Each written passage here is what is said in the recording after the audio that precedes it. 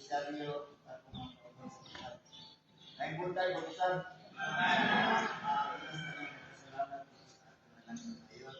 Yan mo, usan kasi anak ko na ito. Upan ni Sakir Ane. Nandito tayo sa Hidua, makaano sa problema na ito sa barangay.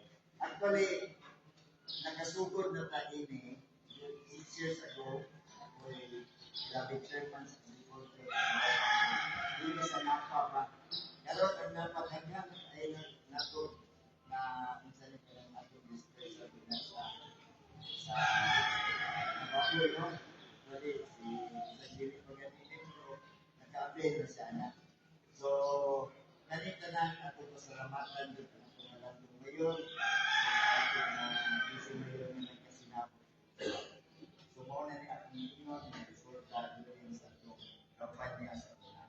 Ngayon, ko o minsan kasi sa inyong suporta natin sa ngayon, atong busy ngayon.